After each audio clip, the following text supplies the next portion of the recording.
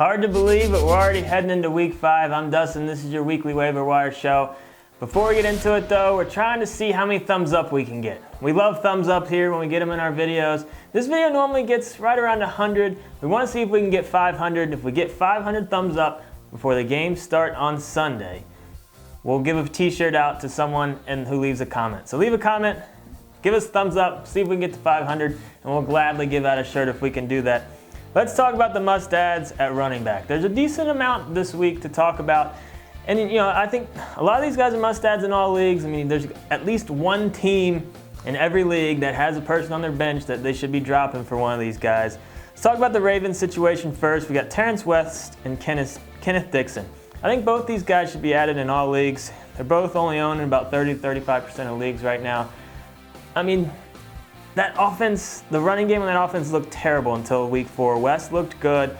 There's a very good chance he's going to be the featured back for the near future, but Dixon could come in and prove to be the better runner and take over that job long term. So it's just kind of, it's too hard to say right now, but until it gets worked out, I think both these guys are worth owning.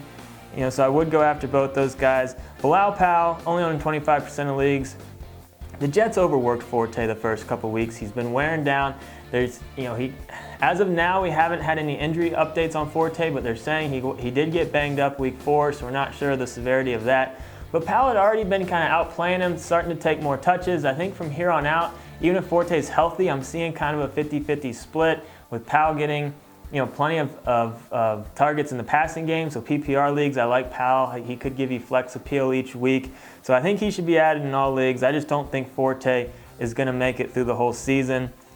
Dwayne Washington, my boy, got hurt second quarter, ankle injury, didn't come back. They're saying he might miss a game, but it doesn't sound like he was severely injured. But the big story is Theo Riddick just didn't get it done again. I mean, the Lions have to look towards Washington to be the early down back. He's only on 35% of leagues. Not many people are going to be racing to get him after his ankle injury. So I just think he's a very good high upside guy to have on your bench and see what happens. I mean, you're not starting him right away, but Riddick just proved again week 4 that he's not the answer there. So I think Washington will eventually have value out there, and he could be there when it counts the most for your team.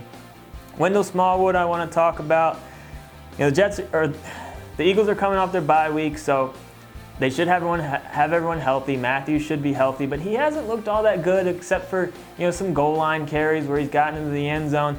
Smallwood proved to be the better runner before their bye week 3, and I think he's gonna really chip into Matthews' touches. I do like Kenyon Barner out there as well, so it's gonna be kind of a mess. But I think out of the 3, obviously you're still owning Matthews, you're not dropping him yet, but I think Smallwood is definitely a guy that needs to be picked up in all leagues. So again, it's just a high upside guy to add to your bench.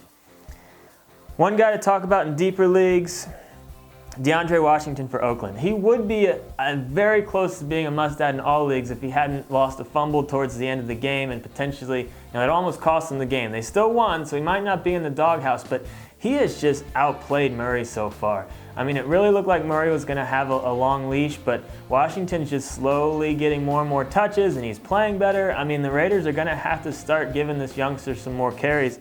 Only owning 15% of leagues.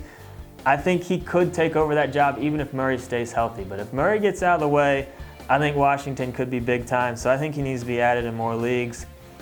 One interesting guy, kind of in real deep leagues, a guy to just keep an eye on or definitely add, if you're looking for just a high upside guy and there's not much out there on the wire. But Mike Gillislee, when you look at the handcuffs and the guys that could be potentially in a one-back system after an injury and have a big upside, he needs to be up towards the top of that list because so many guys are getting hurt and then the coaching staff is going to a committee. But I think Gillislee could handle the load if McCoy were to go down.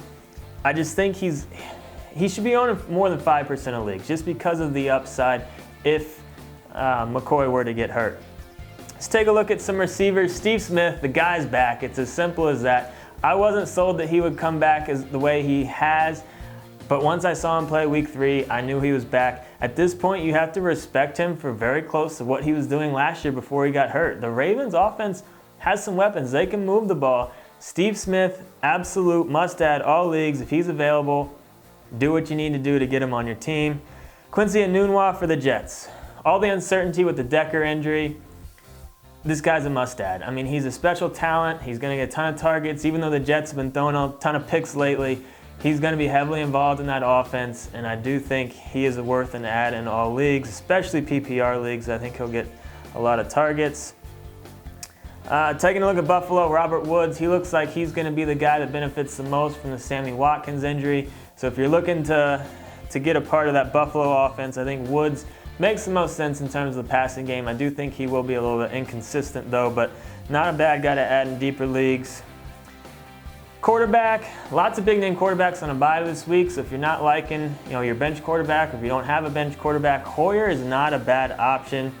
They're going up against the Colts week 5, and he's played better than Cutler. I mean, I think there's a chance Hoyer could hold on to that job, so in any type of 2 quarterback leagues, I think most people were just assuming that Cutler would come back and take the job, but I'm not so sure that's going to be the case. If Hoyer keeps playing the way he's playing, I think he holds that job, so I do like him. In really deep leagues, if you need quarterbacks, or if you need a quarterback just for this week, I don't mind him. Again, lots of tight ends on buys this week as well. So I like Jesse James as a pickup and play, or even just, I still think he has solid value season long, especially in standard leagues.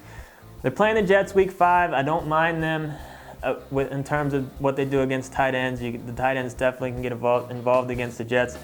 And he's about a 50-50 shot each week to catch a touchdown. I mean, he has that big of a red zone presence. So Jesse James, I think his numbers could even be better if Big Ben hadn't missed him on a couple big plays this year. I don't know if you've been watching as many.